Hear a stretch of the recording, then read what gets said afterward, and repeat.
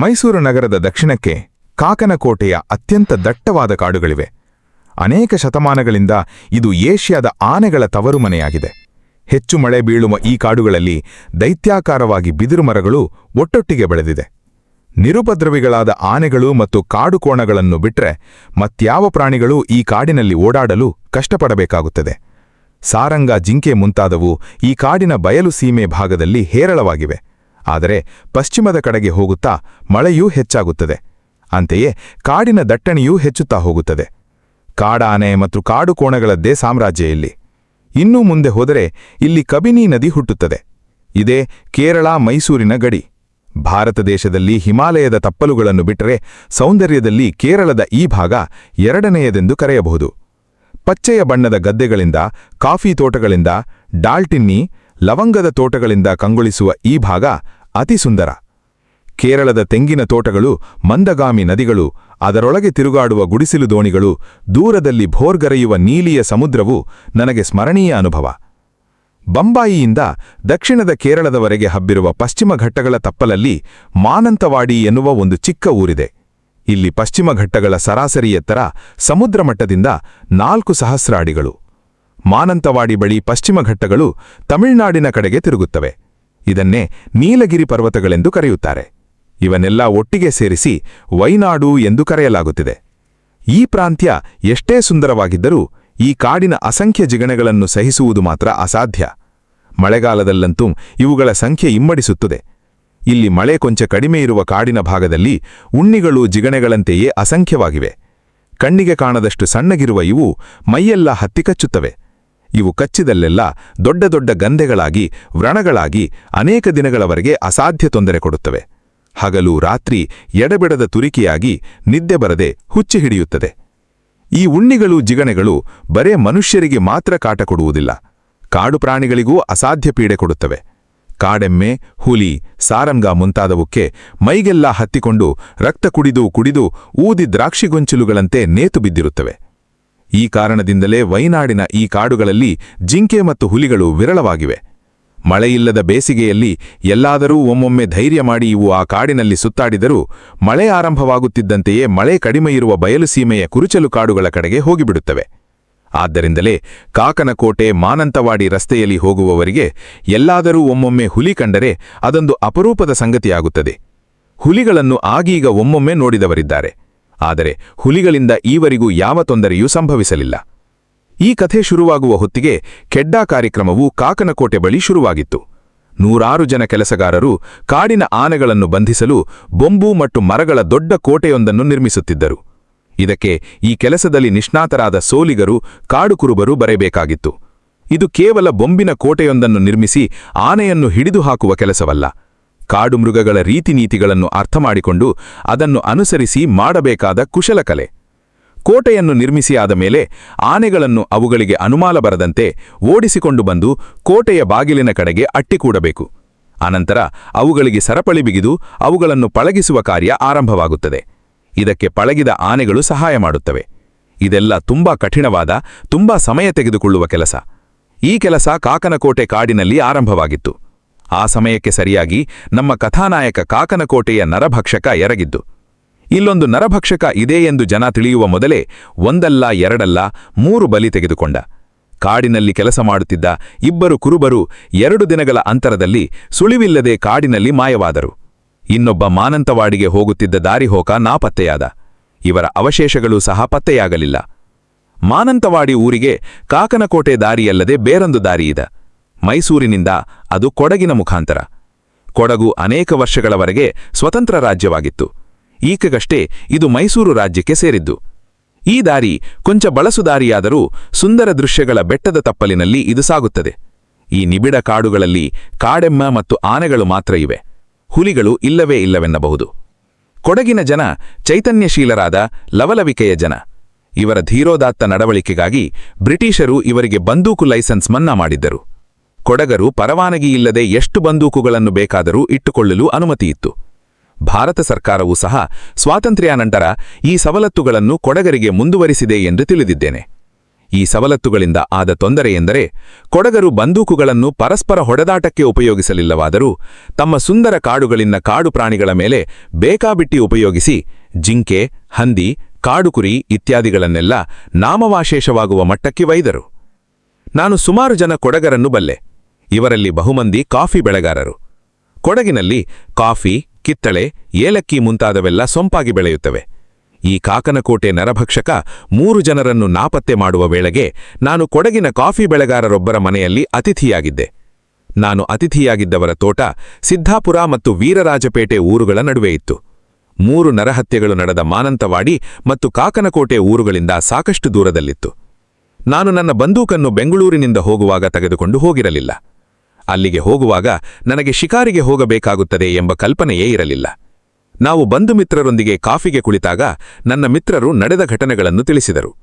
ನರಭಕ್ಷಕ ಹುಲಿಯೊಂದು ಆ ಭಾಗದಲ್ಲಿ ಹೇಗೆ ಬಂದಿತು ಎಂದು ಕೇಳುತ್ತಿದ್ದ ನನ್ನಂತೆಯೇ ಹೇಳುತ್ತಿದ್ದ ಅವರಿಗೂ ಆಶ್ಚರ್ಯವಾಗಿತ್ತು. ಹುಲಿ ಮತ್ತು ಚಿರತೆಗಳು ಅತ್ಯಂತ ಅಪರೂಪವಾಗಿದ್ದ ಆ ಭಾಗದಲ್ಲಿ ಇದ್ದಕ್ಕಿದ್ದಂತೆ ನರಭಕ್ಷಕ ಉದಿಸಿದ್ದು ಆಶ್ಚರ್ಯದ ಸಂಗತಿಯೇ ಸರಿ. ಆದರೂ ನಮ್ಮ ಮಿತ್ರ ಆ ಹುಲಿಯನ್ನು ನಾವು ಹೊಡೆಯಲು ಪ್ರಯತ್ನಿಸಬೇಕು ಎಂದು ಒತ್ತಾಯ ಮಾಡಿದ. ನಾನದರ ಬಗ್ಗೆ ಅಷ್ಟೊಂದು ಕುತೂಹಲ ತೋರಿಸಲಿಲ್ಲ.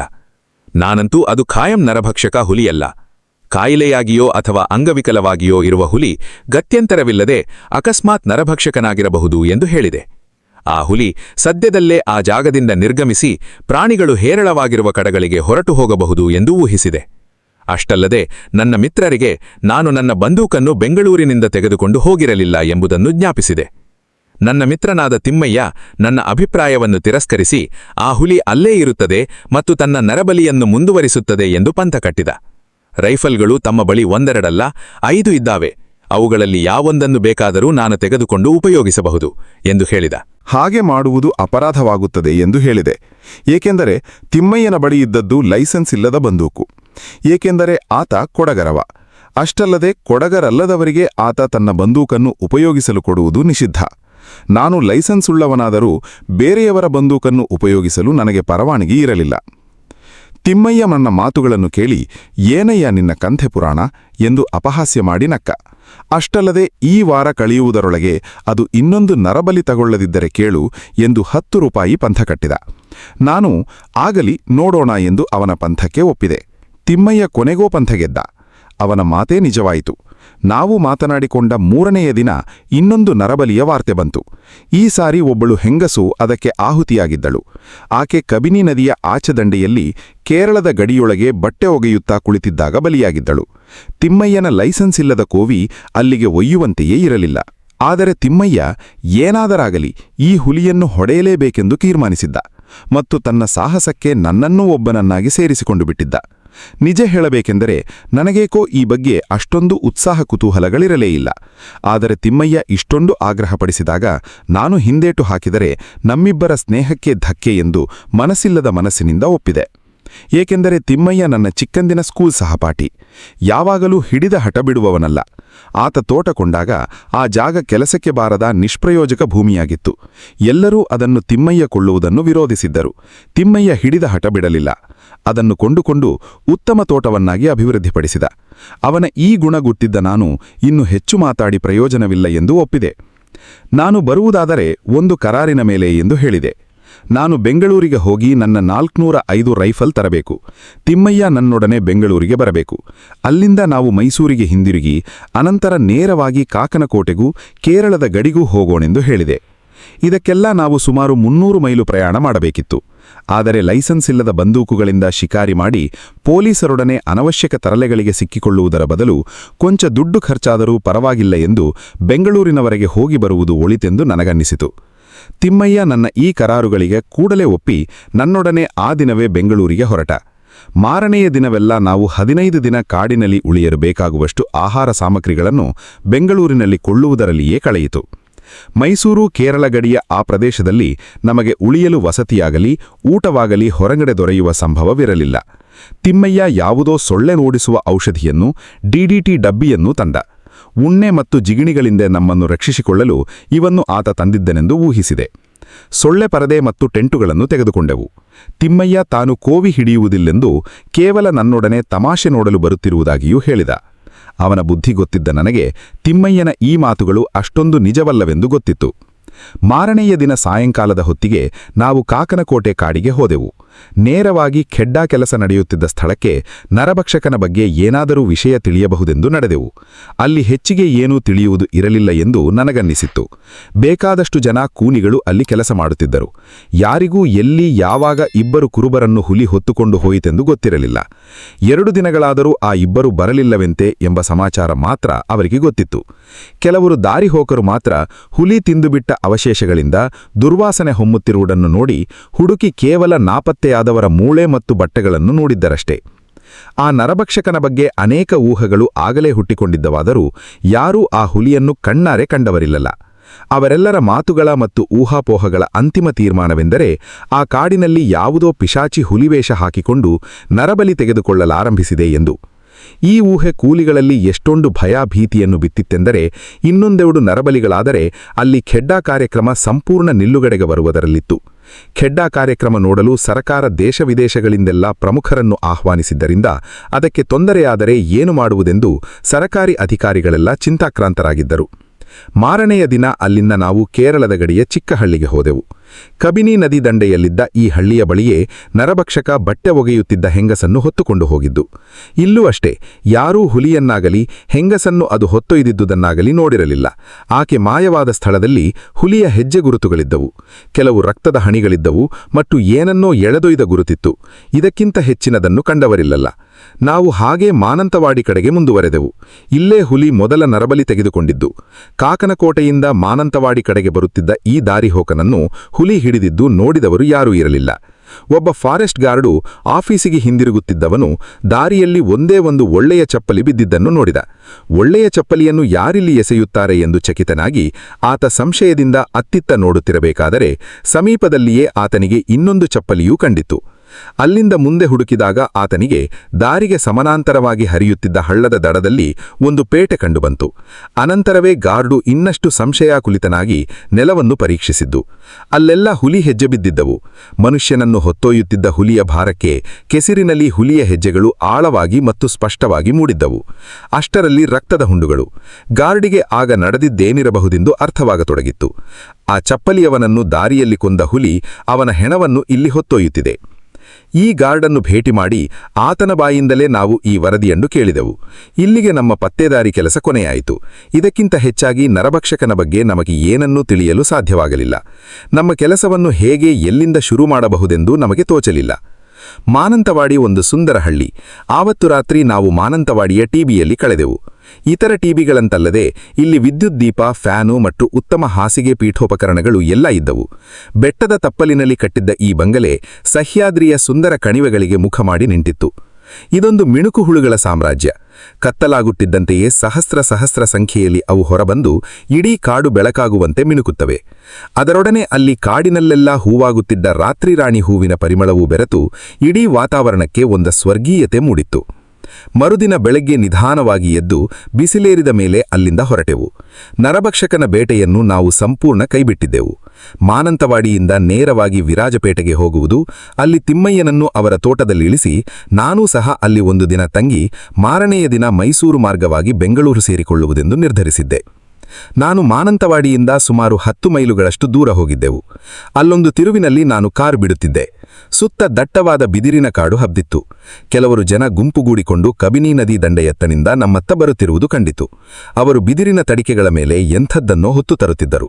ನಾನು ಇದೇನು ಎಂದು ಆಶ್ಚರ್ಯದಿಂದ ಕಾರನ್ನು ನಿಧಾನ ಮಾಡಿದೆ. ನಿಜವಾಗಿಯೂ ನನ್ನ ಕಥೆ ಪ್ರಾರಂಭ ಇಲ್ಲಿಂದ. ಏಕೆಂದರೆ ಅವರು ಬಿದಿರಿನ ತಡಿಕೆಗಳ ಮೇಲೆ ಹೊತ್ತು ತರುತ್ತಿದ್ದು ಒಬ್ಬ ಮನುಷ್ಯನನ್ನು. ಬಟ್ಟೆ ಮೈ ಎಲ್ಲ ರಕ್ತಸಿಕ್ತವಾಗಿದ್ದ ಆ ಮನುಷ್ಯ ಪ್ರಜ್ಞಾಹೀನನಾಗಿದ್ದ.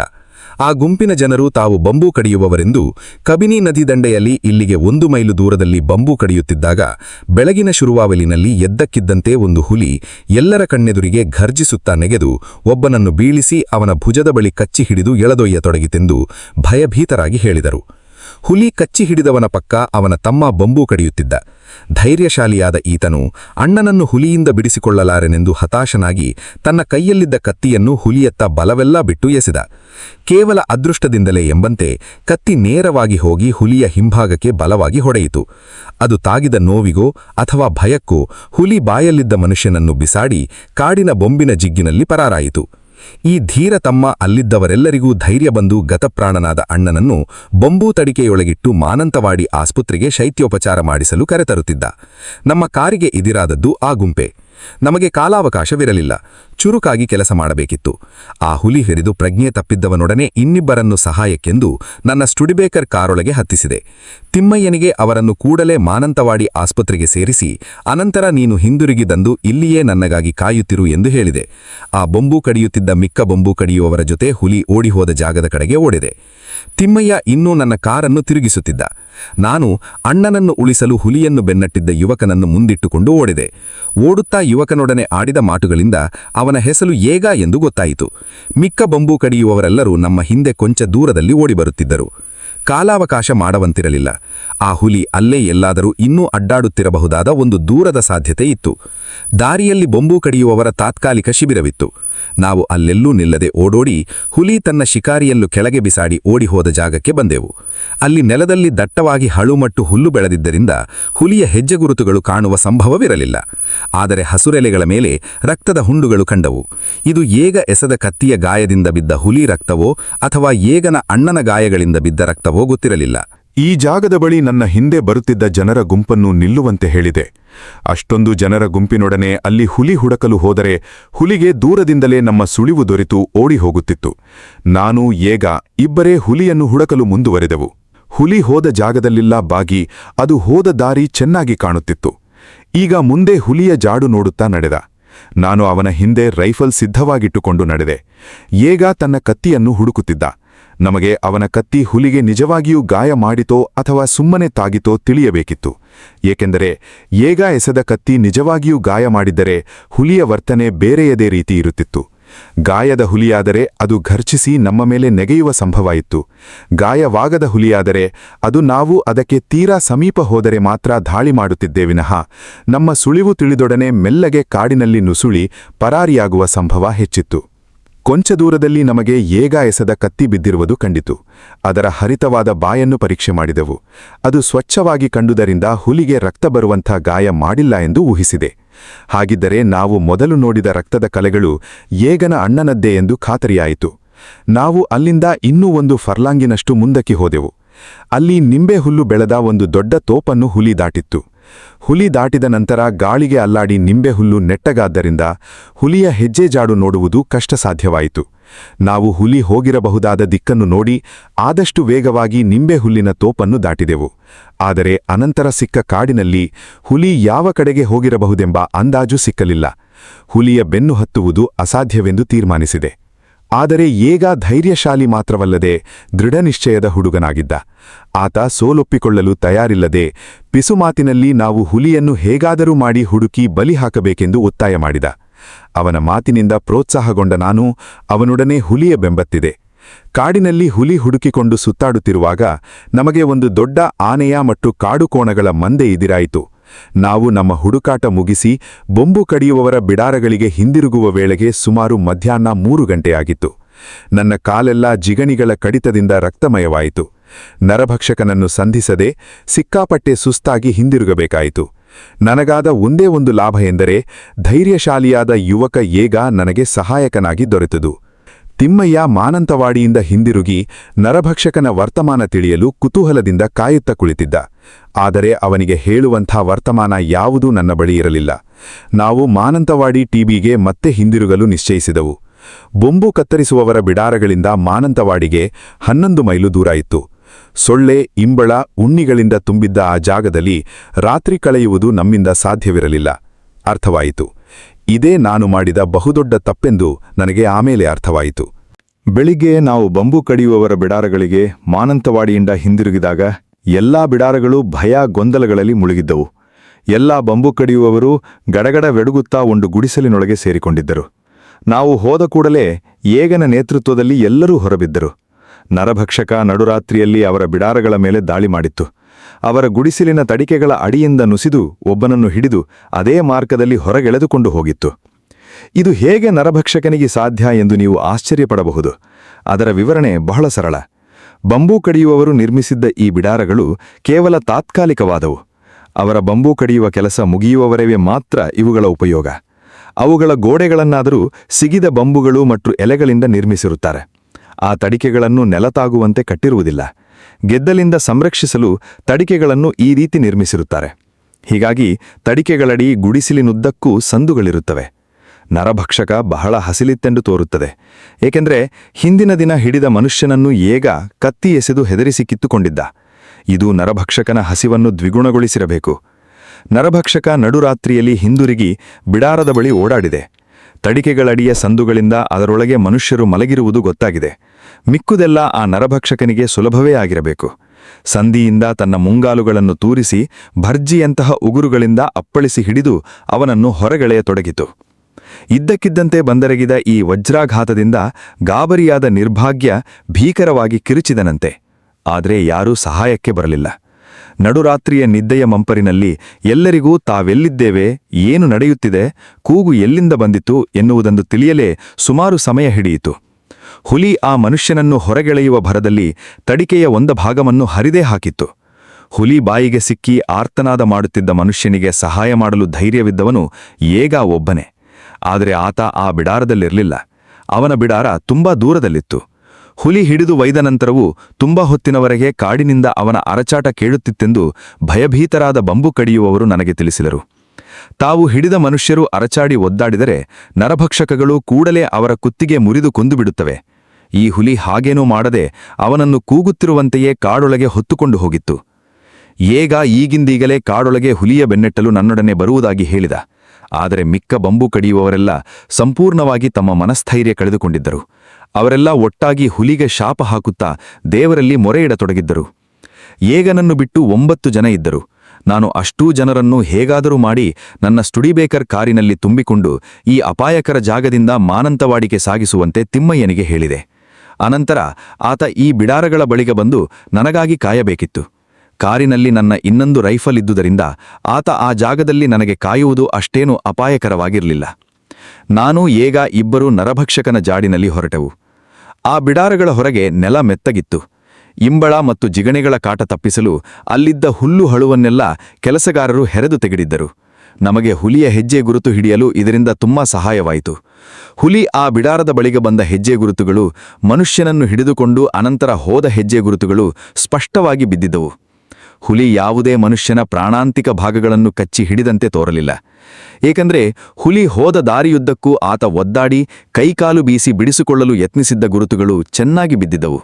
ಒಂದು ಕಡೆಯಂತೂ ಒಂದು ಗಿಡದ ಕಾಂಡವನ್ನು ಎಷ್ಟು ಬಲವಾಗಿ ಹಿಡಿದು ತಪ್ಪಿಸಿಕೊಳ್ಳಲು ಪ್ರಯತ್ನಿಸಿದ್ದನೆಂದರೆ ಹುಲಿ ದಬಾಯಿಸಿ ಎಳೆದ ಹೊಡೆತಕ್ಕೆ ಅವನ ಅಂಗೈ ಚರ್ಮ ಸುಲಿದು ಗಿಡಕ್ಕೆ ಅಂಟಿಕೊಂಡಿತ್ತು.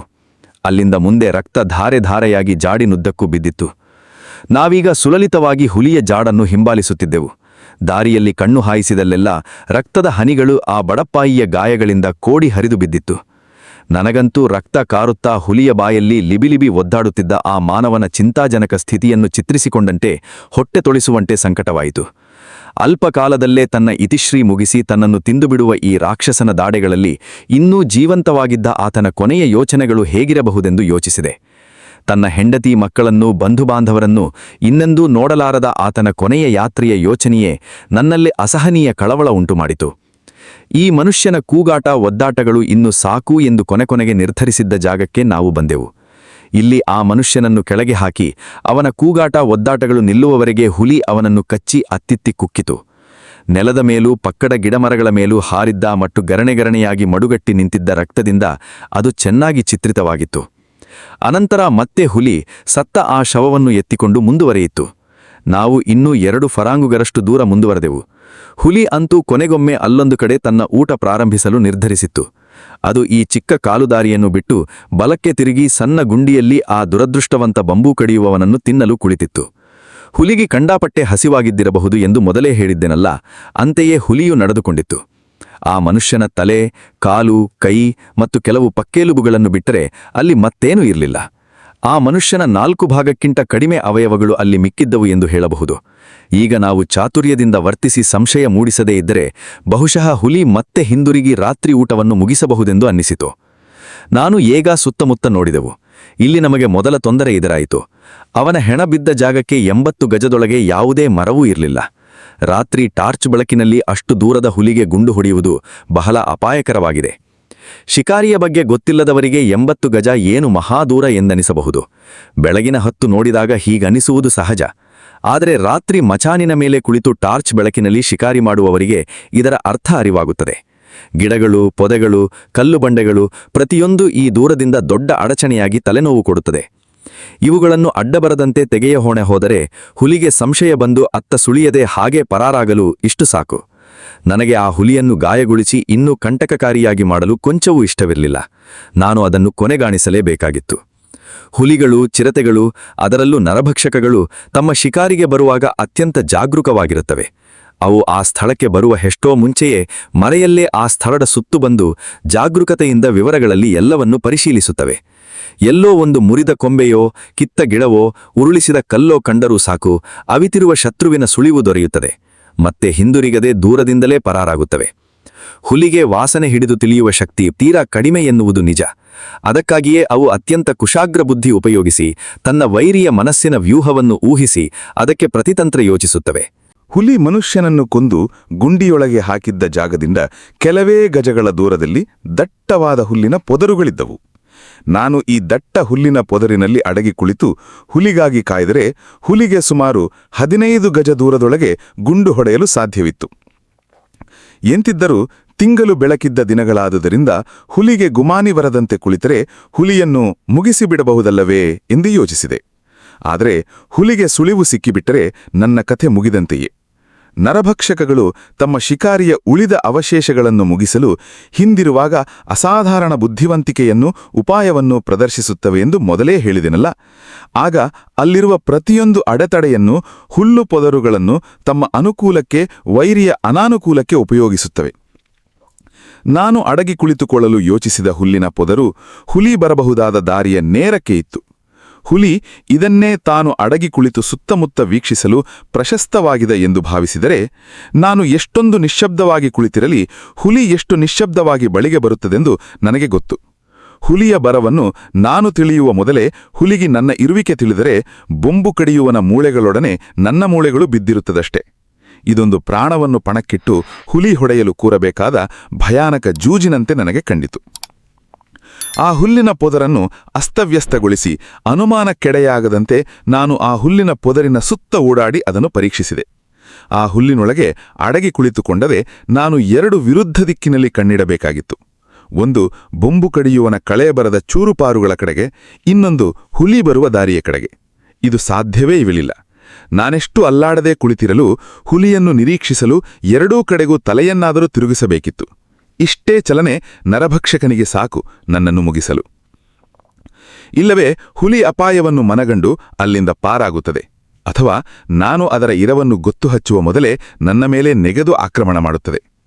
ಈ ಹಂತದಲ್ಲಿ ನಾನು ಚಿಂತಾಕ್ರಾಂತನಾಗಿರಬೇಕಾದರೆ ಹೇಗನಿಗೆ ಒಂದು ಅದ್ಭುತ ಉಪಾಯ ಸೂಚಿಸಿದ.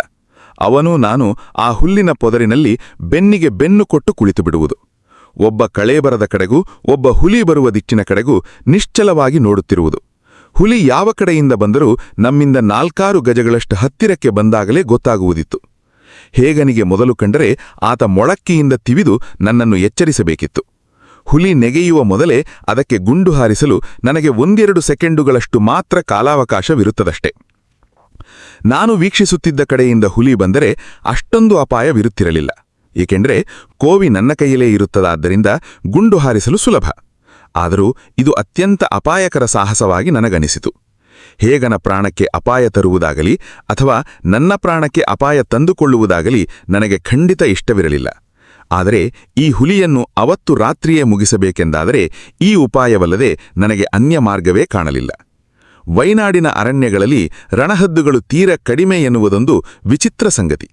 ಏನೇ ಆಗಲಿ ಅವುಗಳು ಬಂದು ಅಲ್ಲಿದ್ದ ಮೃತದೇಹದ ಚೂರುಪಾರುಗಳು ಕಬಳಿಸಿ ಖಾಲಿ ಮಾಡದಿರಲಿ ಎಂದು ನಾವು ಮುಂಜಾಗ್ರತೆ ಕ್ರಮವಾಗಿ ಕೆಲವು ಸೊಪ್ಪಿನ ಗೆಲ್ಲುಗಳನ್ನು ಕಡಿದು ತಂದು ಮುಚ್ಚಿದೆವು. ಅನಂತರ ಆ ಜಾಗ ಬಿಟ್ಟು ಅಲ್ಲಿಂದ ಬೊಂಬು ಕಡಿಯುವವರ ಬಿಡಾರಗಳಿಗೆ ನಿರ್ಗಮಿಸಿದೆವು. ನಾವು ಹೋದ 15 ನಿಮಿಷಗಳ ತರುವಾಯ ತಿಮ್ಮಯ್ಯ ಮಾನಂತವಾಡಿಯಿಂದ ಕಾರಿನೊಡನೆ ಹಿಂದಿರುಗಿದ. ತಿಮ್ಮಯ್ಯನಿಗೆ ನಾವು ಮೃತದೇಹದ ಉಳಿಕೆಗಳನ್ನು ನೋಡಿದ್ದು ಮತ್ತು ರಾತ್ರಿ ಹುಲಿಗಾಗಿ ಕಾದು ಕೂರಲು ನಾವು ಮಾಡಿರುವ ತಂತ್ರ ಇತ್ಯಾದಿಗಳನ್ನು ತಿಳಿಸಿದೆ. ಅನಂತರವೇ ನಮ್ಮಿಬ್ಬರ ಸ್ನೇಹಕ್ಕೂ ಧಕ್ಕೆ ಒದಗಬಹುದಾದಂಥ ಒಂದು ಕಳವಳಕಾರ ಘಟನೆ ನಡೆದು ಹೋಯಿತು. ನಮ್ಮ ಉಪಾಯ ಕೇಳಿದ ತಿಮ್ಮಯ್ಯ ನೇರವಾಗಿ ಹೇಗನ ಬದಲು ತಾನು ನನ್ನ ಇನ್ನೊಂದು ರೈಫಲ್ ಹಿಡಿದು ಕುಳಿತುಕೊಳ್ಳುತ್ತೇನೆ ಎಂದು ಹೇಳಿದ. ನನಗೆ ಮೊದಲನೆಯದಾಗಿ ನನ್ನ ಗೆಳೆಯನನ್ನು ಈ ಪ್ರಾಣಾಂತಿಕ ಪ್ರಯತ್ನದಲ್ಲಿ ಸಿಕ್ಕಿಸಲು ಇಷ್ಟವಿರಲಿಲ್ಲ. ಜೊತೆಗೆ ಸುಖದಲ್ಲೇ ಬೆಳೆದಿದ್ದ ತಿಮ್ಮಯ್ಯನಿಗೆ ಏಗನಂತೆ ಒಂದು ಕ್ಷಣವೂ ಕಣ್ಮುಚ್ಚದೆ ಜಾಗೃತವಾಗಿ ರಾತ್ರಿಯೆಲ್ಲ ಕುಳಿತಿರಲು ಸಾಧ್ಯವಿಲ್ಲ ಎಂದೆನಿಸಿತು. ತಿಮ್ಮಯ್ಯ ಅಜಾಗೃತನಾದರೆ ನಮ್ಮಿಬ್ಬರ ಪ್ರಾಣಕ್ಕೂ ಧಕ್ಕೆ ಒದಗುತ್ತಿತ್ತು ಎನ್ನುವುದರಲ್ಲಿ ಅನುಮಾನವೇ ಇರಲಿಲ್ಲ. ಅದಕ್ಕಾಗಿ ನಾನು ಆದಷ್ಟು ಸೌಜನ್ಯದಿಂದಲೂ ಉಪಾಯದಿಂದಲೂ ತಿಮ್ಮಯ್ಯನಿಗೆ ಬೇಡ ಎಂದು ಹೇಳಿದೆ. ಹಾಗೆ ಹೇಳಿದ್ದೇ ತಿಮ್ಮಯ್ಯನಿಗೆ ಕಂಡಾಪಟ್ಟೆ ಸಿಟ್ಟು ಬಂತು. ಮುಚ್ಚಯ್ಯ ಸಾಕು, ನಾನು ಪ್ಲಾಂಟ್ರರ್, ತಿಳ್ಕೋ, ನಿನ್ನ ಹಾಗೆ ಪೇಟೆ ಮನುಷ್ಯ ಅಲ್ಲ. ನೀನು ನನ್ನನ್ನು ಏನು ಅಂತ ತಿಳ್ಕೊಂಡಿದ್ಯಾ? ನಿನಗೆ ನನ್ನ ಜೊತೆ ಕೂರೋದಿಕ್ಕೆ ಇಷ್ಟ ಇಲ್ಲದಿದ್ರೆ ನಿನ್ನ ರೈಫಲ್ ಒಂದನ್ನು ಇಲ್ಲಿ ಕೊಟ್ಟು ಮಾನಂತವಾಡಿಗೆ ಹೋಗಿ ಮಲಕ್ಕೋ, ಮಿಕ್ಕದ್ದನ್ನು ನಾನು ನೋಡಿಕೊಳ್ಳುತ್ತೇನೆ ಎಂದು ಅತ್ಯಂತ ಕಟುವಾಗಿ ಹೇಳಿದ. ಅವನ ಕಣ್ಣುಗಳಲ್ಲಿ ನಿಜಕ್ಕೂ ಅಸಹನೆ, ಕೋಪ ಹೊಗೆಯಾಡುತ್ತಿತ್ತು. ಕೊನೆಗೆ ನಾನು ತಲೆಬಾಗಬೇಕಾಯಿತು. ಆಯಿತು ತಿಮ್ಮಿ, ನೀನೇ ಗೆಲ್ಲಿ, ಅದಕ್ಯಾಕೆ ಇಷ್ಟೊಂದು ಕೋಪ? ಇಬ್ಬರೂ ಒಟ್ಟಿಗೆ ಕುಳಿತುಕೊಳ್ಳೋಣ ಎಂದು ಅವನ ಕಣ್ಣಿನ ಕೋಪ ಅಸಹನೆಗಳು ಕಣ್ಮರೆಯಾಗಿ ಸಂತೋಷ, ಉತ್ಸಾಹಗಳು ಮೂಡಿದವು. ಆದರೆ ದುಃಖಿಸಲು ಈಗ ಏಗನ ಸರ ಬಂತು. ನಾನಂತೂ ಅವನ ಮುಖದತ್ತ ನೋಡದೆ ನನ್ನ ಸ್ಟುಡಿಬೇಕರ್ ಕಾರಿನ ಟೈರುಗಳನ್ನು ಪರೀಕ್ಷಿಸುವವನಂತೆ ನಟಿಸಿದೆ. ಅಲ್ಲಿಂದ ಊಟಕ್ಕೆ ನಾವಿಬ್ಬರೂ ಏಗನೊಡನೆ ಮಾನಂತವಾಡಿ ಕಡೆಗೆ ಹೊರಟೆವು. ಊಟದ ಅನಂತರ ನಾವು ರಾತ್ರಿಯಿಡೀ ನಿದ್ದೆಗೆಟ್ಟು ಕುಳಿತುಕೊಳ್ಳಬೇಕಾದುದರಿಂದ ಮುಂಜಾಗ್ರತೆ ಕ್ರಮವಾಗಿ 3 ಗಂಟೆಯವರೆಗೆ ನಿದ್ದೆ ಮಾಡಿದೆವು. ನಾವು ಎದ್ದಾಗ ತಿಮ್ಮಯ್ಯ ಟೀಯನ್ನು, ಬ್ರೆಡ್ಡನ್ನು ತೆಗೆದುಕೊಳ್ಳೋಣವೆಂದು ಹೇಳಿದ. ಆತನಿಗಿನ್ನೂ ನಾವು ಕುಳಿತುಕೊಳ್ಳಬೇಕಾದ ಜಾಗದ ಅರಿವು ಸರಿಯಾಗಿರಲಿಲ್ಲ. ನಾನು ಅವೆಲ್ಲ ಮಾರನೆಯ ಬೆಳಿಗ್ಗೆ ಎಂದು ಹೇಳಿದೆ. ನರಭಕ್ಷಕನ ಸಮೀಪದಲ್ಲಿ ನಾವು ಟೀ ಕುಡಿಯುತ್ತಾ ಬ್ರೆಡ್ ತಿನ್ನುತ್ತಾ ಇರಲು ಸಾಧ್ಯವೇ? ಏಗನನ್ನು ಮಾನಂತವಾಡಿಯಲ್ಲೇ ಬಿಟ್ಟು ಹೊರಟೆವು. ಏಕೆಂದರೆ ನಮ್ಮನ್ನು ಹುಲಿ ಹಿಡಿದ ಜಾಗದಲ್ಲಿ ಬಿಟ್ಟು ಅವನೊಬ್ಬನೇ ಮಾನಂತವಾಡಿಗೆ ಹಿಂದಿರುಗುವುದೆಂದರೆ ಅವನ ಆಸೆ ಬಿಟ್ಟಂತೆಯೇ. ಜೊತೆಗೆ ನಮಗೆ ಅವನಿಂದ ಆಗಬೇಕಾದ ಕೆಲಸ ಯಾವುದೂ ಇರಲಿಲ್ಲ. ನಾವು ಕಾರಿನಲ್ಲಿ ಬೊಂಬು ಕಡಿಯುವವರ ಬಿಡಾರಗಳಿದ್ದಲ್ಲಿಗೆ ಹೋಗಿ ಕಾರನ್ನು ಅಲ್ಲೇ ಬಿಟ್ಟು ಮುಂದುವರೆದೆವು. ಬೊಂಬು ಕಡಿಯುವವನ ಹೆಣದ ಮೇಲೆ ಏಗನ್ ಹಾಕಿದ ಕೊಂಬೆಗಳನ್ನೆಲ್ಲ ತೆಗೆದು ಆಚೆ ಎಸೆದೆವು. ಅದೊಂದು ಉರಿ ಬಿಸಿಲಿನ ಸೆಕೆಯ ದಿನ. ಆ ಬೊಂಬು ಕಡಿಯುವವನ ಅವಶೇಷಗಳು ಆಗಲೇ ಕೊಳೆಯಲಾರಂಭಿಸಿ ವಾಸನೆ ಹೊರಸೂಡತೊಡಗಿದ್ದವು. ಅವನ ಕರುಳು ಪಚ್ಚಿಯನ್ನು ಹುಲಿ ಹೊರಗೆಳೆಯದು ಕೊಂಚ ದೂರಕ್ಕೆ ಹಾಕಿತ್ತು. ಅದರ ದುರ್ವಾಸನೆಯಂತೂ ಸಹಿಸಲ ಸಾಧ್ಯ. ಆದರೂ ಅದನ್ನು ಅತ್ತ ಸರಿಸಲು ನಾನು ಹಿಂದೆನೆಗಿದೆ. ನರಭಕ್ಷಕನಿಗೆ ಅನುಮಾನ ಬರಲು ಅಷ್ಟೇ ಸಾಕಿತ್ತು.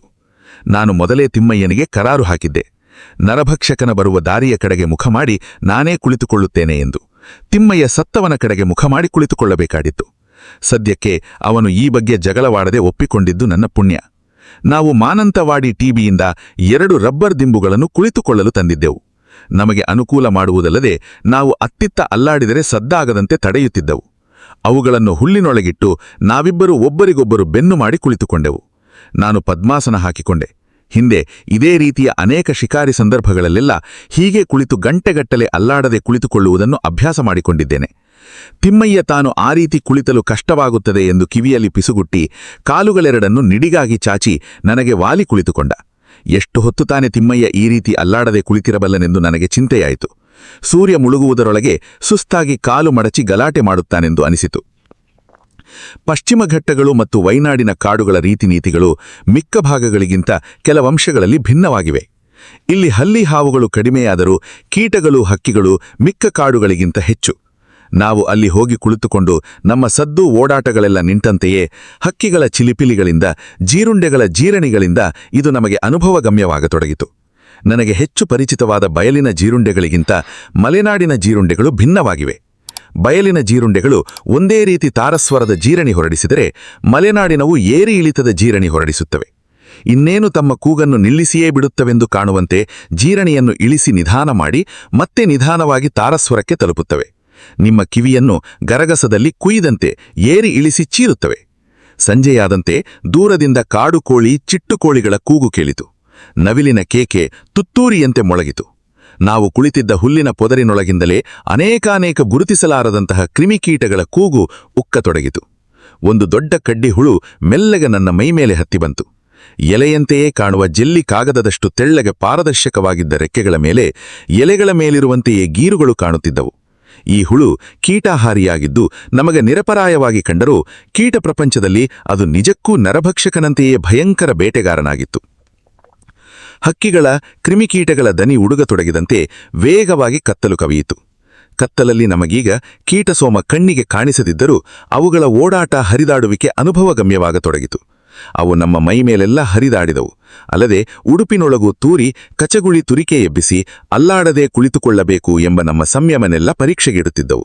ಬಯಲು ಸೀಮೆಯ ಕಾಡುಗಳಲ್ಲಿ ರಾತ್ರಿ ಸಾಧಾರಣವಾಗಿ ಕಾಣುವ ನನ್ನ ಮಿತ್ರ ಕುರುಡುಗಪ್ಪಟ ಹಕ್ಕಿ ಇಲ್ಲಿರಲಿಲ್ಲ. ಊಟಕ್ಕಾಗಿ ಹುಳುಗಳ ಬೇಟೆಯಾಡುತ್ತಾ ರೆಕ್ಕೆ ಬಡಿಯುವ ಅದರ ಸದ್ದು ಇಲ್ಲಿ ಕೇಳಿಬರಲಿಲ್ಲ. ಇವುಗಳನ್ನೆಲ್ಲ ಯೋಚನೆ ಮಾಡುತ್ತಾ ನನಗೆ ನಾನು ನರಭಕ್ಷಕನಿಗಾಗಿ ಇಲ್ಲಿ ಕಾದು ಕುಳಿತಿದ್ದೇನೆಂಬುದನ್ನು ಮರೆತೇ ಬಿಟ್ಟಿದ್ದೆ. ದುರ್ವಾಸನೆ ಹೊಡೆಯುತ್ತಿದ್ದ ಮೃತದೇಹದ ಚೂರುಗಳಿಗೆ ನೀಲಿ ನೊಣಗಳು ಮುತ್ತಿದ್ದವು. ಈ ನೀಲಿ ನೊಣಗಳು ಸಾಧಾರಣವಾಗಿ ಸತ್ತ ಕೊಳೆತ ಪದಾರ್ಥಗಳಿಗೆ ಮುತ್ತುತ್ತಿದ್ದುದರಿಂದ ಅವನ್ನು ಕಂಡರೆ ಅಸಹ್ಯವಾಗುತ್ತದೆ. ಆದರೆ ಈ ರೀತಿ ರಾತ್ರಿ ನರಭಕ್ಷಕನಿಗಾಗಿ ಕಾದು ಕುಳಿತ ಬೇಟೆಗಾರನಿಗೆ ಅದು ಗುಪ್ತ ಸ್ನೇಹಿತನಾಗಲು ಸಾಧ್ಯ. ಏಕೆಂದರೆ ಈ ನೊಣಗಳು ಸತ್ತ ದೇಹದ ಮೇಲೆ ಸಹಸ್ರ ಸಂಖ್ಯೆಯಲ್ಲಿ ಮುತ್ತಿ ಕುಳಿತಿರುತ್ತವೆ. ಇನ್ಯಾವುದೇ ಪ್ರಾಣಿ ಈ ದೇಹದ ಬಳಿ ಸುಳಿದಾಡಿದರೆ ಸಾಕು, ಇವು ಗೊಯ್ ಎಂದು ಸದ್ದು ಮಾಡುತ್ತಾ ಎದ್ದು ಹಾರಾಡುತ್ತವೆ.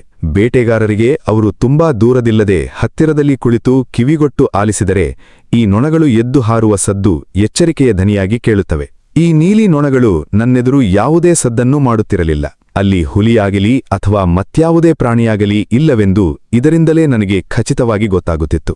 ನನ್ನ ಮಿತ್ರನ ಬೆನ್ನು ಬಿಚ್ಚಗೆ ನನ್ನ ಬೆನ್ನಿಗೆ ವಾಲಿಕೊಂಡಿತ್ತು. ಕತ್ತಲಲ್ಲಿ ಗಮನವಿಟ್ಟು ವೀಕ್ಷಿಸುತ್ತಿದ್ದ ಆತನ ಮಾನಸಿಕ ತುಮುಲವನ್ನು ನಾನು ವಾಲಿದ ಅವನ ಬೆನ್ನಿನಿಂದಲೇ ಊಹಿಸಬಲ್ಲವನಾಗಿದ್ದೆ. ಈ ಸಮಯ ನಸುಕು ಕವಿದು ಕತ್ತಲಾಗುವ ಸುಮಾರು ಅರ್ಧ ಗಂಟೆ ಕಾಲಾವಧಿ. ಜೀವದ ಹಂಗು ತೊರೆದು ನರಭಕ್ಷಕನಿಗಾಗಿ ಕಾಯುವ ಶಿಕಾರಿದಾರನಿಗೆ ಅತ್ಯಂತ ಅಪಾಯಕಾರಿ ಕಾಲವಾಗಿತ್ತು. ನಮಗೆ ಪ್ರಾಣಾಪಾಯ ಒದಗಬಹುದಾದ ಹೆಚ್ಚಿನ ಸಾಧ್ಯತೆಗಳು ನಾನು ಮುಖ ಮಾಡಿ ಕುಳಿತ ದಿಕ್ಕಿನಿಂದ. ನರಭಕ್ಷಕ ಬಂದರೆ ಈ ಕತ್ತಲಲ್ಲೂ ಅದರ ಚುರುಕಾದ ಕಣ್ಣುಗಳಿಗೆ ದೂರದಿಂದಲೇ ನಾವು ಕಾಣಬಹುದು. ಅದು ಇನ್ನೂ ಸಮೀಪಕ್ಕೆ ಬರುವ ಸಾಹಸ ಮಾಡುವುದಿಲ್ಲ. ಆದರೆ ಮುಂದೇನು ಮಾಡೀತು ಎನ್ನುವುದು ಹುಲಿಯ ವೈಯಕ್ತಿಕ ನಡವಳಿಕೆಯನ್ನು ಅವಲಂಬಿಸಿದೆ. ಅದು ಸುಮಾರು 15 ಅಡಿ ದೂರದಿಂದ ಘರ್ಜಿಸಿ ಒಮ್ಮೆಲೇ ನಮ್ಮ ತಲೆ ಮೇಲೆ ನೆಗೆಯಬಹುದು. ಅಥವಾ ಹಲವು ನರಭಕ್ಷಕಗಳಂತೆ ಹೇಡಿಯಾಗಿದ್ದರೆ ಮೆಲ್ಲಗೆ ಬಾಲ ಮುದುರಿಕೊಂಡು ತಾನು ಬಂದುದರ ಸುಳಿವೂ ಕೊಡದೆ ಕಾಡೊಳಗೆ ಪರಾರಿಯಾಗಬಹುದು. ಆಮೇಲೆ ನನಗನಿಸಿತು, ಈ ಹುಲಿ ಅಷ್ಟೊಂದು ಹೇಡಿಯಾಗಿರಲಿಕ್ಕಿಲ್ಲ ಎಂದು. ಕೆಲವೇ ಗಂಟೆಗಳ ಹಿಂದೆ ಇದು ಜನನಿಬಿಡವಾದ ಗುಡಿಸಿಲೊಳಕ್ಕೆ ನುಗ್ಗಿ ಅಲ್ಲಿಂದ ರಾಜಾರೋಷವಾಗಿ ಒಬ್ಬನನ್ನು ಹಿಡಿದು ಕೊಂದಿದೆ. ನಾನು ನನ್ನ ಸರ್ವಶಕ್ತಿಯನ್ನೂ ಉಪಯೋಗಿಸಿ ಕತ್ತಲಲ್ಲಿ ನಿಟ್ಟಿಸಿ ನೋಡಿದೆ. ಏನಾದರೂ ಶಬ್ದ, ತರಗೆಲೆಯ ಬರಬರ ಸದ್ದು ಅಥವಾ ಕಡ್ಡಿ ಮುರಿದ ಸದ್ದು ನರಭಕ್ಷಕನ ಬರವನ್ನು ಬಹಿರಂಗ ಮಾಡಬಹುದು ಎಂದು ಮೈಯೆಲ್ಲ ಕಿವಿಯಾಗಿ ಕೇಳಿದೆ. ನಿಶ್ಶಬ್ದವಲ್ಲದೆ ಮತ್ತೇನೂ ಇಲ್ಲ. ಕೊಂಚ ಹೊತ್ತಿನೊಳಗೆ ಕಾಲ ಅಪಾಯದ ಗಡುವನ್ನು ದಾಟಿತು. ಅದರೊಟ್ಟಿಗೆ ನಿಧಾನವಾಗಿ ನಮ್ಮ ಕಣ್ಣುಗಳು ಕವಿಯುತ್ತಿದ್ದ ಕಟ್ಟಲಿಗೆ ಹೊಂದಿಕೊಳ್ಳತೊಡಗಿದವು. ದೂರದ ಮತ್ತು ಹತ್ತಿರದ ವಸ್ತುಗಳು ಅಸ್ಪಷ್ಟವಾಗಿ ಕಾಣಲಾರಂಭಿಸಿದವು. ಆಕಾಶದಲ್ಲಿ ನಕ್ಷತ್ರಗಳು ಚಕ್ಕನೆ ಜಿಗಿದಂತೆ ಮೇಲೆ ಬಂದು ಮಿನುಗಿದ್ದವು. ಎಲ್ಲಕ್ಕಿಂತ ಮಿಗಿಲಾಗಿ ವೈನಾಡಿನ ಮಿಣುಕು ಹುಳಿಗಳು ಲಕ್ಷಾಂತರ ಕಿಡಿಗೆಯಂತೆ ಪ್ರಜ್ವಲಿಸಲಾರಂಭಿಸಿದವು. ಅವು ಬೆಳಗಿನ ಚಳಿ ಮತ್ತು ಮಂಜು ಕವಿಯುವವರೆಗೂ ಹೀಗೆ ತಮ್ಮ ದೀಪ ಹತ್ತಿಸಿಕೊಂಡು ಹಾರಾಡಲಿದ್ದವು.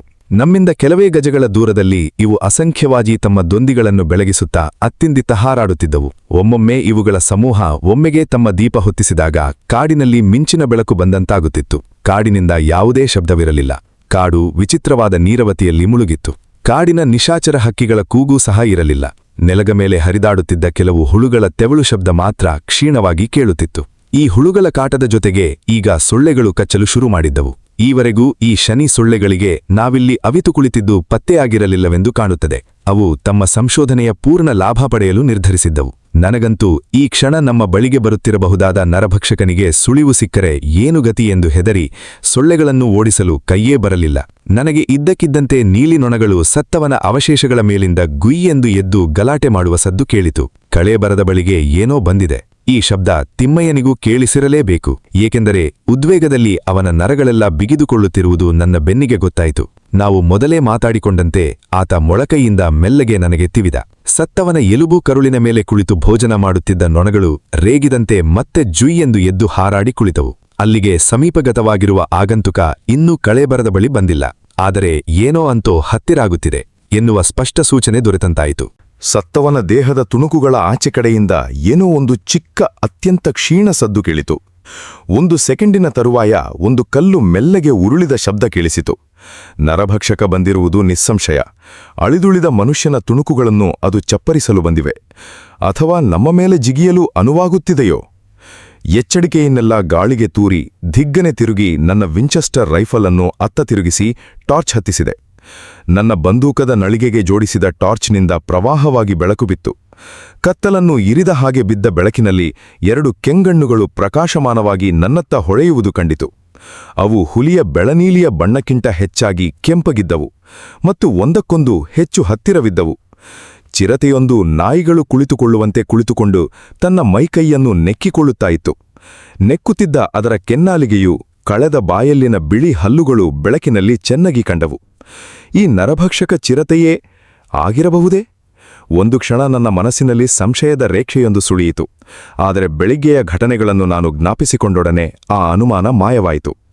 ಆ ಚಿರತೆ ಅಲ್ಲಿರುವುದು ಕೇವಲ ಆಕಸ್ಮಿಕವೆಂದು ತೀರ್ಮಾನಿಸಿದೆ. ಇತರ ಬೊಂಬು ಕಡಿಯುವವರು ಯೋಗನು ಕಣ್ಣಾರೆ ಹುಲಿಯನ್ನು ಕಂಡಿರುವಾಗ ಈ ಚಿರತೆ ಹೇಗೆ ನರಭಕ್ಷಕ ಆಗಲು ಸಾಧ್ಯ? ಕಾಡಿನಲ್ಲಿ ತನ್ನ ಪಾಡಿಗೆ ತಾನು ತಿರುಗಾಡುವ ಈ ಚಿರತೆಗೆ ಮಾಂಸದ ವಾಸನೆ ಸಿಕ್ಕು ಏನಾದರೂ ಊಟ ದೊರೆತೀತೆ ಪ್ರಯತ್ನಿಸಲು ಇಲ್ಲಿ ಬಂದಿದಷ್ಟೆ. ಚಿರತೆಗೆ ಟಾರ್ಚಿನ ಕಣ್ಣು ಕುಕ್ಕುವ ಪ್ರಕಾಶ ಬೇಸರ ತಂದಿರಬೇಕು. ಅದು ಅಸಹನೆಯಿಂದ ಎದ್ದು ನಿಂತು ನಮ್ಮತ್ತ ಒಮ್ಮೆ ತಿರುಗಿ ಕೆಸ್ಸೆಂದು ಗುರುಗುಟ್ಟಿ ತನ್ನ ಪಾಡಿಗೆ ತಾನು ಹೊರಟು ಹೋಯಿತು. ಆ ಜಾಗದಲ್ಲಿ ನಮ್ಮ ಇರಿವಿನ ಬಗ್ಗೆ ಅದಕ್ಕೆ ಜಿಗುಪ್ಸೆಯಾಗಿದ್ದು ಅದರ ಪ್ರತಿಯೊಂದು ಚಲನೆಯಲ್ಲೂ ಎದ್ದು ಕಾಣುತ್ತಿತ್ತು. ನಮ್ಮ ಸಾನ್ನಿಧ್ಯದಲ್ಲಿ ಅದು ಊಟ ಮಾಡಲಪೇಕ್ಷಿಸದೆ ಎದ್ದು ತನ್ನ ದಾರಿ ತಾನು ಹಿಡಿದಿತ್ತು. ನಾನು ಅದು ಅತ್ತ ಹೋದೊಡನೆ ಟಾರ್ಚ್ ಬೆಳಕನ್ನು ನಂದಿಸಿದೆ. ಇಲ್ಲೆಲ್ಲಾದರೂ ನರಭಕ್ಷಕ ಇದ್ದರೆ ಈ ವೇಳೆಗಾಗಲೇ ಅದಕ್ಕೆ ನಮ್ಮ ಸುಳಿವು ದೊರೆತೇ ಇರುತ್ತದೆ. ಬಹುಶಃ ಟಾರ್ಚ್ ಬೆಳಕಿನಿಂದ ಅದು ಓಡಿಯೂ ಹೋಗಿರಬಹುದು, ಅಥವಾ ನಮ್ಮನ್ನು ಮುಗಿಸಲು ಇಲ್ಲೆಲ್ಲಾದರೂ ಹುದುಗಿ ಕುಳಿತು ಸಂಚು ಮಾಡುತ್ತಲೂ ಇರಬಹುದು. ಆದರೆ ಆ ಚಿರತೆ ವರ್ತಿಸಿದ ರೀತಿ ನೋಡಿದರೆ ನನ್ನ ಈ ಕಲ್ಪನೆ ಸರಿಯಲ್ಲವೆಂದೇ ಅನಿಸುತ್ತದೆ. ಆ ಚಿರತೆಗೆ ಯಾವುದೇ ಭೀತಿ ಉದ್ವೇಗಮೂ ಇದ್ದಂತೆ ತೋರಲಿಲ್ಲ. ಅದರ ಆಜನ್ಮ ಶತ್ರುವಾದ ಹುಲಿ ಅಲ್ಲೆಲ್ಲಾದರೂ ಸಮೀಪದಲ್ಲಿದ್ದಿದ್ದರೆ ಅದು ಖಂಡಿತ ಅಷ್ಟೊಂದು ವಿರಾಮದಲ್ಲಿ ಮೈಕೈ ನೆಕ್ಕಿಕೊಳ್ಳುತ್ತಾ ನಿರ್ಲಕ್ಷ್ಯದಿಂದ ಇರಲು ಸಾಧ್ಯವೇ ಇರಲಿಲ್ಲ. ನೀಲಿ ನೊಣಗಳು ಮತ್ತೆ ಸದ್ದಿಲ್ಲದೆ ಹೆಣದ ಮೇಲೆ ಕುಳಿತವು. ಅಂತೆಯೇ ನಾವೂ ಕೂಡ ಕುಳಿತವು. ಮಿಣುಕು ಹುಳುಗಳು ಫಳ್ ಎಂದು ತಮ್ಮ ಚಿಕ್ಕ ದೊಂದಿಗಳನ್ನು ಹೊತ್ತಿಸುತ್ತಾ ಆರಿಸುತ್ತಾ ನಮ್ಮ ಸುತ್ತ ಹಾರಾಡಿದವು. ಚಳಿ ನಿಧಾನವಾಗಿ ಹೆಚ್ಚಾತ ಹೋಯಿತು. ನಮ್ಮ ಅಕ್ಕಪಕ್ಕ ಹರಿದಾಡುತ್ತಿದ್ದ ಹುಳು ಹುಪ್ಪಟೆಗಳು ನಿಶ್ಚಲವಾಗುತ್ತಾ ಬಂದವು. ಬಹುಶಃ ಅವಕ್ಕೂ ಚಳಿಯ ಹೊಡೆತ ತಾಗಿರಬೇಕು. ಸೊಳ್ಳೆಗಳು ತಮ್ಮ ಕಾಟವನ್ನು ಗಣನೀಯವಾಗಿ ಕಡಿಮೆ ಮಾಡಿದ್ದವು. ಮಿಣುಕು ಹುಳುಗಳ ದೊಂದಿ ದೀಪಗಳು ವಿರಳವಾದವು. ನರಭಕ್ಷಕ ಬರುವುದಿದ್ದರೆ ಬಹುಮುಂಚೆಯೇ ಚಿರತೆ ಬರುವುದಕ್ಕಿಂತ ಮೊದಲೇ ಬರಬೇಕಿತ್ತು. ಬಹುಶಃ ಅದು ಮತ್ತೆ ತಿನ್ನಲು ಹೋಗಕೂಡದೆಂದು ನಿರ್ಧರಿಸಿತೋ ಏನೋ. ಕಾಲ ಒಂದೇ ಸಮ ಮುಂದೆ ಸರಿಯಿತು. ನಿದ್ದೆಗೆಟ್ಟಿದ್ದರಿಂದ ಮನಸ್ಸಿಗೆ ಜೋಮು ಹಿಡಿದಂತಾಯಿತು. ಕೊಂಚ ಅಜಾಗರೂಕನಾದೆ. ಏಕೆಂದರೆ ಏನೋ ಕ್ಷೀಣ ಶಬ್ದ ಒಂದೆರಡು ಸಾರಿ ಕೇಳಿದಂತಾದರೂ ನನ್ನ ಮನಸ್ಸಿನಲ್ಲಿ ಅದು ಸರಿಯಾಗಿ ದಾಖಲಾಗಲಿಲ್ಲ. ಆದರೆ ಮರುಕ್ಷಣ ಸಂಪೂರ್ಣ ಎಚ್ಚೆತ್ತು ಜಾಗೃತನಾದೆ. ನಾವು ಕುಳಿತಿದ್ದ ಹುಲ್ಲಿನ ಪೊದೆಯನ್ನು ಎಂಥದ್ದೋ ಸಮೀಪಿಸಿತು. ನಾನು ಕುಳಿತ ನೇರಕ್ಕೆ ಅಲ್ಲ, ಕೊಂಚ ಎಡಕ್ಕೆ. ಪಕ್ಕದಿಂದ ಹುಲ್ಲನ್ನು ತಿಕ್ಕಿದ ಸದ್ದು. ಭಾರವಾದ ಪ್ರಾಣಿಯೊಂದು ಕಾಲಿನಿಂದ ಹುಲ್ಲನ್ನು ಒತ್ತಿದ ಹಾಗೆ. ಹುಲ್ಲು ಮುರಿಯುವಾಗಿನ ಚಿಟಿ ಎನ್ನುವ ಕ್ಷೀಣ ಶಬ್ದ. ಅದೇನೇ ಇರಲಿ, ಆ ಸದ್ದು ಇದ್ದಕ್ಕಿದ್ದಂತೆ ನಿಂತು ಹೋಯಿತು. ನರಭಕ್ಷಕ ನಮ್ಮ ಇರುವಿಗೆಯನ್ನು ಪತ್ತೆ ಮಾಡಿಯೇ ಇರಬೇಕು. ಬಹುಶಃ ಈಗ ಕುಳಿತು ನಮ್ಮ ಮೇಲೆ ಒಮ್ಮೆಲೆ ನೆಗೆಯಲು ಯೋಚಿಸುತ್ತಿದೆಯೇ? ನನ್ನ ಪ್ರಶ್ನೆಗಳಿಗೆ ಮಾರನೆಯ ಕ್ಷಣವೇ ಉತ್ತರ ದೊರೆಯಿತು. ಹುಲಿ ನಮ್ಮ ಅತಿ ಸಮೀಪದಿಂದ ಒಮ್ಮೆ ಮೆಲ್ಲಗೆ ಗುರುಗುಟ್ಟಿತು. ನಮಗೆ ಕೊಂಚವೂ ಸುಳಿವೇ ಕೊಡದೆ ನಮ್ಮಿಂದ ಕೇವಲ 10 ಅಡಿದೊಳಗೆ ಹುಲಿ ಬಂದಿತ್ತು. ನಾನು ನನ್ನ ಟಾರ್ಚಿನ ಗುಂಡಿಯನ್ನು ಮೆಲ್ಲನೆ ಒತ್ತಿದೆ. ಬೆಳಕು ಬಿದ್ದ ತಕ್ಷಣ ನನ್ನೆದುರಿನ ಹುಲ್ಲು ಒಮ್ಮೆ ಬಲವಾಗಿ ಅತ್ತಿತ್ತು ತುಯ್ದಾಡಿತು. ಎಂಥದ್ದೋ ಕಂದು ಬಣ್ಣದ ಆಕೃತಿಯೊಂದು ನನ್ನೆದುರಿನಿಂದ ಜಿಗಿದು ಕಾಡಿನಲ್ಲಿ ಮಾಯವಾಗಿದ್ದು ಕಂಡಿತು. ಮರುಕ್ಷಣ ಹುಲಿ ನನ್ನ ಕಿವಿ ಬಿರಿಯುವಂತೆ ಗರ್ಜಿಸಿತು. ನಾನು ನನ್ನ ಟಾರ್ಚ್ ಆರಿಸಿದೆ. ಹುಲಿ ತನ್ನ ಭಯಂಕರ ಕಂಠಶಕ್ತಿಯ ಪ್ರದರ್ಶನ ನೀಡತೊಡಗಿತು. ಅದಕ್ಕೆ ಸಿಕ್ಕಾಪಟ್ಟೆ ಕೋಪ ಬಂದಿತ್ತು. ಅಂತೆಯೇ ಭಯವೂ ಆಗಿತ್ತು. ನಾನು ಅದರತ್ತ ಕೊಂಚ ಮೊದಲೇ ಟಾರ್ಚ್ ಬಿಟ್ಟೇನೇನೋ ಕಾಣುತ್ತದೆ. ಇಲ್ಲದಿದ್ದರೆ ಅದು ಇನ್ನೂ ಮುಂದೆ ಬರುತ್ತಿತ್ತೇನೋ. ಒಂದು ರೀತಿಯಲ್ಲಿ ನಾನು ಮೊದಲೇ ಟಾರ್ಚ್ ಬಿಟ್ಟಿದ್ದು ಒಳ್ಳೆಯದೇ ಆಯಿತೆಂದು ಅನ್ನಿಸುತ್ತದೆ. ಏಕೆಂದರೆ ಅದು ಹಿಂದಿರುಗಲಾರದಷ್ಟು ಹತ್ತಿರ ಬಂದಾಗ ನಾನು ಅದಕ್ಕೆ ಟಾರ್ಚ್ ಹಾಕಿ ಗಾಬರಿ ಮಾಡಿದರೆ ಅದು ನಮ್ಮ ಮೇಲೆ ಆಕ್ರಮಣ ಮಾಡದೆ ವಿಧಿಯೇ ಇರುವುದಿಲ್ಲ. ತಿಮ್ಮಯ್ಯ ಕೋವಿ ಸಿದ್ಧ ಮಾಡಿ ಹುಲಿ ಗರ್ಜಿಸುತ್ತಿರುವ ಕಡೆಗೆ ಮುಖ ಮಾಡಿ ಕುಳಿತಿದ್ದ. ನರಭಕ್ಷಕ ಗುರುಗುಟ್ಟುತ್ತಾ ಭೀಕರವಾಗಿ ಘರ್ಜಿಸುತ್ತಾ ನಮ್ಮ ಸುತ್ತಲಾರಂಭಿಸಿತು. ಅದು ನಮ್ಮ ಮೇಲೆ ಹಾರಲು ಬೇಕಾದ ಧೈರ್ಯವನ್ನು ಘರ್ಜಿಸಿ ಒಗ್ಗೂಡಿಸಿಕೊಳ್ಳುತ್ತಿತ್ತೆಂದು ಕಾಣುತ್ತದೆ. ಅಥವಾ ಘರ್ಜನೆ ಕೇಳಿ ಬೆದರಿ ನಾವಲ್ಲಿಂದ ಕಾಲ್ಕೀಳಲೆಂದೂ ಹಾಗೆ ಮಾಡುತ್ತಿತ್ತೋ ಏನೋ. ನಾವು ಕೊಂಚ ಹೊತ್ತು ಹುಲಿ ಆಕ್ರಮಣ ಮಾಡಲು ಮುಂದೆ ಬರಬಹುದೆಂದು ಕಾದೆವು. ಆದರೆ ಬರಲಿಲ್ಲ. ಕೊಂಚ ಹೊತ್ತಿನ ಅನಂತರ ಅದು ಘರ್ಜಿನೆ ನಿಲ್ಲಿಸಿ ವಿಚಿತ್ರವಾಗಿ ಗುರುಗುಟ್ಟುತ್ತಾ ಸುತ್ತಲಾರಂಭಿಸಿತು. ಅದು ಹುಲ್ಲಿನೊಳಗೆ ನಾವೆಷ್ಟು ಜನ ಅಟಿವಿದ್ದೇವೆ ಎಂದು ತಿಳಿಯಲೆಂದೇ ಆ ರೀತಿ ಸುತ್ತುತ್ತಾ ಗುರುಗುಟ್ಟುತ್ತಿತ್ತೆಂದು ತೋರುತ್ತದೆ. ಒಬ್ಬನೇ ಇದ್ದರೆ ಅದು ಸುಲಭವಾಗಿ ಮೇಲೆರಗಿ ಗೋಣು ಮುರಿದು ಬಿಡುತ್ತಿತ್ತು. ಅದಕ್ಕೆ ಹೆಚ್ಚು ಜನ ಇರಬಹುದೆಂದು ಅನುಮಾನ ಉಂಟಾಗಿತ್ತು. ಇದು ಸುಮಾರು 1/4 ಗಂಟೆಯವರೆಗೆ ನಡೆಯಿತು. ಹುಲಿ ಘರ್ಜಿಸುತ್ತಾ ಸುತ್ತುವುದನ್ನು ನಿಲ್ಲಿಸಲಿಲ್ಲ. ಆದರೆ ಮುಂದೆ ಬರಲಿಲ್ಲ. ಅದೊಂದು ಇಬ್ಬರ ಎದೆಗಾರಿಕೆಯ ಹಣಾಹಣಿಯಾಗಿ ಪರಿಣಮಿಸಿತು. ನನಗೆ ತಾಳ್ಮೆ ನಶಿಸಿತು. ನಾನು ಅದರ ಗಮನ ಸೆಳೆಯಲು ಒಂದು ಉಪಾಯ ಹೂದೆ. ತಿಮ್ಮಯ್ಯನಿಗೆ ಇಲ್ಲೇ ಸದ್ದಿಲ್ಲದೆ ಕುಳಿತಿರಲು ಹೇಳಿ ನಾನು ಎದ್ದು ಬೊಂಬು ಕಡಿಯುವವರ ಬಿಡಾರಗಳತ್ತ ಹೊರಟೆ. ಹುಲಿ ಬಹುಶಃ ನನ್ನನ್ನು ಹಿಡಿಯಲು ಹಾಗಾದರೂ ಮುಂದಾದೀತೆ ಎಂದು ಯೋಚಿಸಿದೆ. ಅಥವಾ ನಾನು ಅತ್ತ ಹೋದವುದರಿಂದ ಅದು ಸತ್ತವನ ಉಳಿಕೆಯನ್ನು ತಿನ್ನಲು ಬಂದು ತಿಮ್ಮಯ್ಯನ ಗುಂಡಿಗೆ ಸಿಕ್ಕಿಕೊಳ್ಳುವುದು ಸಾಧ್ಯವಾಗಿತ್ತು. ನನ್ನ ಮಿತ್ರ ನನ್ನ ಕೈ ಹಿಡಿದೆಳೆದು ಮೂರ್ಖನಂತೆ ವರ್ತಿಸಬೇಡ ಎಂದು ಪ್ರತಿಭಟಿಸಿದ. ನಾನವನಿಗೆ ಸುಮ್ಮನೆ ಕುಳಿತುಕೋ ಎನ್ನುವಂತೆ ಬೆನ್ನು ತಟ್ಟಿ ಎದ್ದು 1 ನಿಮಿಷ ನಿಂತಿದ್ದೆ. ಕಾಲಿನ ರಕ್ತಚಲನೆಯೆಲ್ಲ ಸರಿಹೋದ ನಂತರ ಬೊಂಬು ಕಡಿಯುವವರ ಬಿಡಾರಗಳ ಕಡೆಗೆ ಸಶಬ್ದವಾಗಿ ಹೆಜ್ಜೆ ಇಡತೊಡಗಿದೆ. ನರಭಕ್ಷಕನ ಮೇಲೆ ಇದರ ಪರಿಣಾಮ ಕೂಡಲೇ ಆಯಿತು. ಕೇವಲ ಗುರುಗುಟ್ಟುತ್ತಿದ್ದ ಅದು ಮತ್ತೆ ಭೀಕರವಾಗಿ ಘರ್ಜಿಸುತ್ತಾ ನನ್ನನ್ನು ಹಿಂಬಾಲಿಸಲಾರಂಭಿಸಿತು. ನಾನು ಕೇವಲ ನಕ್ಷತ್ರಗಳ ಬೆಳಕಿನ ಕತ್ತಲಲ್ಲಿ ನಡೆಯುತ್ತಿದ್ದೇನೆ ಎಂಬುದನ್ನು ಜ್ಞಾಪಿಸಿಕೊಂಡಿರಿ. ನಾನು ಬೇಕೆಂದೇ ಹುಲಿಯನ್ನು ಗಾಬರಿಗೊಳಿಸದಿರಲು ನನ್ನ ಟಾರ್ಚ್ ಆರಿಸಿ ನಡೆಯುತ್ತಿದ್ದೆ. ಪರಿಸ್ಥಿತಿ ಮಾತ್ರ ಬಿಗಡಾಯಿಸಿತು. ನಾನು ಸುಮಾರು 20 ಗಜ ನಡೆದಿರಬಹುದು. ನರಭಕ್ಷಕ ನನ್ನ ಮೇಲೆ ಎರಗಲು ಸಾಕಷ್ಟು ಧೈರ್ಯ ಕೂಡಿಸಿಕೊಂಡು ಮುನ್ನುಗ್ಗಲಾರಂಭಿಸಿತು. ಅದು ಗಲಾಟೆ ಮಾಡುತ್ತಾ ಮುಂದುವರಿಯುತ್ತಿದ್ದುದು ನನ್ನ ಸುದೈವ. ಅದು ಸದ್ದುಗದ್ದಲವಿಲ್ಲದೆ ಆ ತೀರ್ಮಾನ ತಗೊಂಡು ಮುಂದೆ ಬಂದಿದ್ದರೆ ನನಗೆ ಅದು ಯಾವ ಕಡೆಯಿಂದ ಮೈಮೇಲೆ ಹಾರುತ್ತದೆಂದು ಊಹಿಸಲ ಸಾಧ್ಯವಾಗುತ್ತಿತ್ತು. ಅಷ್ಟರಲ್ಲಿ ನನಗೆ ಚಿರಪರಿಚಿತ ವೂಫ್ ವೂಫ್ ವೂಫ್ ಸದ್ದು ಕೇಳಿಸಿತು. ಹುಲಿ ತನ್ನ ಅಂತಿಮ ದಾಳಿ ಮಾಡಲು ಕೊನೆಯ ಬಾರಿ ಈ ಸದ್ದು ಮಾಡುತ್ತದೆ. ನಾನು ಕೋವಿ ಹೆಗಲಿಗೇರಿಸಿಕೊಂಡು ಗಿರಕಿ ಹೊಡಲು ತಿರುಗಿ ಎಡ ಹೆಬ್ಬೆರಳಿನಿಂದ ಟಾರ್ಚ್ ಒತ್ತಿದೆ. ನನ್ನ ಟಾರ್ಚಿನ ಪ್ರಕಾಶ ಕೋಪದಿಂದ ಬಾಯಿ ಕಳೆದುಕೊಂಡು ಕುಪ್ಪಳಿಸಿ ನುಗ್ಗುತ್ತಿದ್ದ ನರಭಕ್ಷಕನ ಮೇಲೆ ಬಿತ್ತು. ಅದು ಕುಪ್ಪಳಿಸುವಾಗ ಗುರಿ ಹಿಡಿಯುವುದು ಕಷ್ಟ. ಅದಕ್ಕಾಗಿ ಗುಂಡು ಹಾರಿಸಲು ಸಮಯ ಕಾಯುತ್ತಿರಬೇಕಾದರೆ ಇನ್ನೊಂದು ಪೇಚಾಡದ ಪ್ರಸಂಗಕ್ಕೆ ಸಿಕ್ಕಿಕೊಂಡೆ. ನನ್ನ ಮುಖದ ಮೇಲೆ ಕಣ್ಣು ಕುರುಡಾಗುವಂತೆ ಬೆಳಕು ಬಿತ್ತು. ಹುಲಿ, ಕೋವಿ ಇತ್ಯಾದಿಗಳೆಲ್ಲ ಆ ಕಣ್ಣು ಕುಕ್ಕುವ ಪ್ರಕಾಶಕ್ಕೆ ನನಗೆ ಕಾಣಿಸದೆ ಹೋದವು. ತಿಮ್ಮಯ್ಯ ತನ್ನ ಬಳಿಯಿದ್ದ ಟಾರ್ಚ್ ಹತ್ತಿಸಿ ನೇರವಾಗಿ ನನ್ನ ಮುಖಕ್ಕೆ ಹಿಡಿದುಬಿಟ್ಟಿದ್ದ. ಮರುಕ್ಷಣ ಎಲ್ಲವೂ ಕತ್ತಲ ಸಮುದ್ರದಲ್ಲಿ ಮುಳುಗಿತು. ತಿಮ್ಮಯ್ಯನ ಟಾರ್ಚ್ ಬೆಳಕು ಕತ್ತಲಲ್ಲಿ ಬಿಸಿಲು ಕೋಲಿನಂತೆ ಹುಲಿಯತ್ತ ಸರಿಯಿತು. ಅದರ ಪ್ರಕಾಶದಲ್ಲಿ ಹುಲಿ ನನ್ನ ಕಡೆಗೆ ಹಾರಲು ಕೌಚಿ ಕುಳಿತಿದ್ದು ಕಾಣಿಸಿತು. ತಲೆಯನ್ನು ನೆಲಮಟ್ಟಕ್ಕಿಳಿಸಿ ಬಾಲ ಎತ್ತಿಕೊಂಡು ನನ್ನ ಜಿಗಿಯಲು ಸಿದ್ಧವಾದ ಹುಲಿಯ ಭಂಗಿ ನನಗೆ ವಿಚಿತ್ರವಾಗಿ ಕಂಡಿತು. ತಿಮ್ಮಯ್ಯನ ಟಾರ್ಚ್ ಬೆಳಕಿನಿಂದ ಚಕಿತಗೊಂಡ ಹುಲಿ ಕೊಂಚ ತಡ ಮಾಡಿತು. ಅಷ್ಟರಲ್ಲಿ ಕಿವಿ ಕೆಪ್ಪಾಗುವಂತೆ ತಿಮ್ಮಯ್ಯನ ಬಳಿಯಿದ್ದ ದೊಡ್ಡ ಗುಂಡಿನ ರೈಫಲ್ ಆರ್ಭಟಿಸಿತು. ತಿಮ್ಮಯ್ಯನ ರೈಫಲಿನ ಹೈವೆಲಾಸಿಟಿ ಗುಂಡು ತಾಗಿದ ಜೋರಿಗೆ ಅದೃಶ್ಯ ಪಾದವೊಂದು ಭಯಂಕರ ಶಕ್ತಿಯಿಂದ ನರಭಕ್ಷಕನನ್ನು ಒದ್ದಂತೆ ಹುಲಿ ತತ್ತರಿಸಿತು. ಹುಲಿಯ ಪಕ್ಕಕ್ಕೆಲ್ಲೋ ತಿಮ್ಮಯ್ಯನ ಗುಂಡು ತಾಗಿರಬೇಕು. ಆ ಘಳಿಗೆಯಲ್ಲಿ ನಾನು ಹುಲಿಗೆ ನೇರವಾಗಿ ತೀರಾ ಸಮೀಪದಲ್ಲಿ ನಿಂತಿದ್ದೆ. ಹುಲಿ ತನ್ನೆಲ್ಲ ಕೋಪದ್ವೇಷಗಳೊಂದಿಗೆ ಮಿಂಚಿನ ವೇಗದಲ್ಲಿ ನನ್ನ ತನುಗ್ಗಿತು. ನಾನು 2 ಗುಂಡುಗಳನ್ನು ಅದರ ತೆರೆದ ಬಾಯಿಗೆ ನಳಿಗೆ ಇಟ್ಟು ಹೊಡೆದಾಗ ನನ್ನ ಟಾರ್ಚಿನ ಪ್ರಕಾಶ ಅದರ ಕಣ್ಣುಗಳನ್ನು ಕುಕ್ಕಿರಬೇಕು. ನನ್ನ 2ನೆಯ ಗುಂಡು ತಾಗಿದಾಗ ಅದು ಹೆಚ್ಚು ಕಡಿಮೆ ನನ್ನ ಕಾಲಬುಡದಲ್ಲೇ ಇಪ್ಪು. ಅಷ್ಟರಲ್ಲಿ ತಿಮ್ಮಯ್ಯನ ರೈಫಲ್ ಮತ್ತೊಮ್ಮೆ ಘರ್ಜಿಸಿ ಕಿಡಿಕಾರಿತು. ಆದರೆ ಅದು ಹುಲಿಗೆ ತಾಗದೆ ಪಕ್ಕದಲ್ಲಿ ನೆಲಕ್ಕೆ ತಾಗಿ ಕುಯ್ಯೋ ಎಂದು ಕಿವಿ ಕೊಯ್ಯುವಂತೆ ಸಿಳ್ಳು ಹಾಕುತ್ತಾ ಜಿಗಿದು ಹೋಯಿತು. ನಾನು ಕೈಲಾದಷ್ಟು ವೇಗದಲ್ಲಿ ಗಾಯಗೊಂಡು ಸಾಯುತ್ತಿರುವ ಹುಲಿಯ ದಾಡೆಗಳಿಂದ ದೂರವಿರಲು ಓಡಿದೆ. ಆದರೆ ಅಷ್ಟರಲ್ಲಿ ಹುಲಿಯ ಆಟ ಮುಕ್ತಾಯದ ಹಂತದಲ್ಲಿತ್ತು. ವಾಸ್ತವವಾಗಿ ಹುಲಿಯನ್ನು ಮುಗಿಸಿದ ಕೀರ್ತಿ ತಿಮ್ಮಯ್ಯನಿಗೆ ಸಲ್ಲಬೇಕು. ಅದು ಇನ್ನೇನು ನನ್ನ ಮೇಲೆ ಚಿಮ್ಮಲಿದ್ದಾಗ ತಿಮ್ಮಯ್ಯ ಹೊಡೆದ ಗುಂಡು ಅದರ ಪಕ್ಕೆಗಳನ್ನು ಪುಡಿಪುಡಿ ಮಾಡಿತ್ತು. ಅದಲ್ಲದೆ ಮರುನಿಮಿಷ ಆತ ಮತ್ತೊಂದು ಗುಂಡನ್ನು ಹೊಡೆದಿದ್ದ. ನನ್ನ ಗಾಬರಿ ಗಲಾಟೆಗಳಲ್ಲಿ ಅದು ಗಮನಕ್ಕೆ ಬಂದಿರಲಿಲ್ಲ. ಆತನ 2ನೆಯ ಹೊಡೆತ ಹುಲಿಯ ಭುಜದ ಮೂಳೆಗಳನ್ನು ಪುಡಿ ಮಾಡಿತ್ತು. ನನ್ನ 2 ಗುಂಡುಗಳು ಅದರ ತಲೆಯ ಹಿಂಬದಿಯನ್ನು ಡೊಗರು ಬೀಳಿಸಿದ್ದವು. ನನ್ನ ಮಿತ್ರನ 3ನೆಯ ಗುಂಡು ಮಾತ್ರ ಸಂಪೂರ್ಣವಾಗಿ ತಪ್ಪಿ ನೆಲಕ್ಕೆ ಹೊಡೆದಿತ್ತು. ತಿಮ್ಮಯ್ಯನ ಸಂತೋಷ ಸಂಭ್ರಮಗಳಿಗೆ ಮೇರೆಯೇ ಇರಲಿಲ್ಲ. ಕೋವಿ ಹಿಡಿದು ಕುಣಿಯುತ್ತಾ ಹುಲಿಗೆ ಸುತ್ತು ಬಂದು ಕೊಡಗರ ಯುದ್ಧ ನೃತ್ಯ ಮಾಡತೊಡಗಿದ. ನನ್ನ 2 ಗುಂಡುಗಳು ತಿಮ್ಮಯ್ಯನ ಹೈವೆಲಾಸಿಟಿ ಗುಂಡುಗಳು ಹುಲಿಯ ಚರ್ಮವನ್ನು ಸಾಕಷ್ಟು ವಿರೂಪಗೊಳಿಸಿದ್ದವು.